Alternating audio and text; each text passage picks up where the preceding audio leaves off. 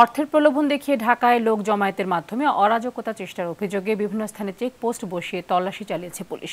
সকালে টাঙ্গাইলের ভূঁইয়াপুরে ঋণ দেওয়ার কথা বলে ঢাকায় সমাবেশে নেয়ার সময় ১৩ জনকে আটক করেছে পুলিশ। ভূঁইয়াপুর থানার ওসি AKM রেজাউল করিম জানিয়েছেন, অহিংস আন্দোলন বাংলাদেশ নামের একটি সংগঠনের ব্যানারে সুদ ছাড়া মোটা অঙ্কের টাকা ঋণ দেওয়ার প্রলোভনে ঢাকায় নিয়ে যাওয়ার পথে ১৩ জনকে আটক করা হয়েছে।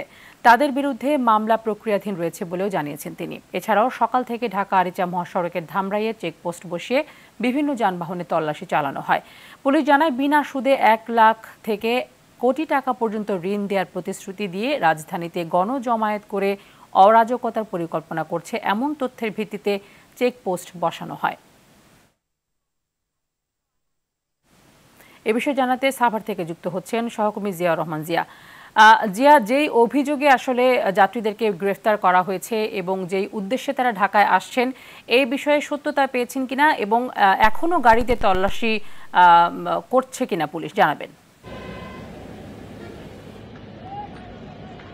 কারণ এই মুহূর্তে আছি আমি ঢাকা আরিচা মহাসড়কের যে রাজধানীর যে প্রবেশপথ সাভার আমিনবাজারে।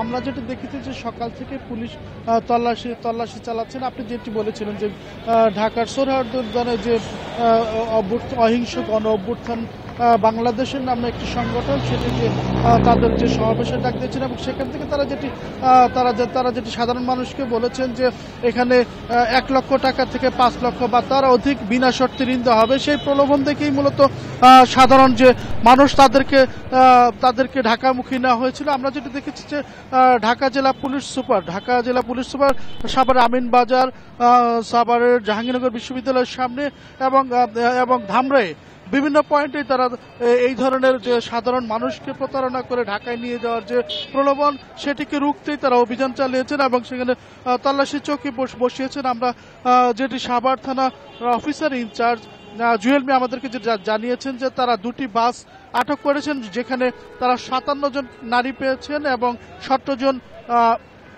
পুরুষ এবং 5 জন শিশু ছিল। তাদেরকে আটকের পর তাদেরকে জিজ্ঞাসাবাদ করা হয়েছে এবং তাদের কাছ থেকে তারা যেটি জেনেছেন যে 3 জনকে তাদেরকে সন্দেহ হয়েছে এবং 27 জনের মধ্য থেকে তারা 3 জনকে জিজ্ঞাসাবাদের জন্য রেখেছেন এবং প্রাথমিকভাবে তারা নিশ্চিত হয়েছেন যে এই 3 জন এই ঘটনার সাথে সম্পৃক্ত এবং এই যে সাধারণ মানুষকে প্রতারণা করে ঢাকায় নিয়ে যাওয়া টাকার প্রলোভন দিয়ে, সেটি তারা মোটামুটি নিশ্চিত হয়েছেন বলেই আমাদেরকে জানিয়েছেন। তবে তাদেরকে আরো জিজ্ঞাসাবাদের জন্য এই 57 জন নারী এবং 17 জন পুরুষ এবং 5 জন শিশুদের মধ্যে থেকে 3 জনকে তারা রেখেছেন, যাদেরকে তারা জিজ্ঞাসাবাদ করবেন। ব্যাপক জিজ্ঞাসাবাদের পরেই হয়তো পুরো বিষয়টি তারা জানতে পারবেন। তো এখনো পর্যন্ত রাজধানীর যে প্রবেশপথ, সেখানে পুলিশ অবস্থান করছেন এবং তল্লাশি চলছে। তো তা নিয়েই ছিল সাভারের ঢাকা আরিচা মহাসড়ক থেকে সর্বশেষ অবস্থা। ধন্যবাদ আপনাকে।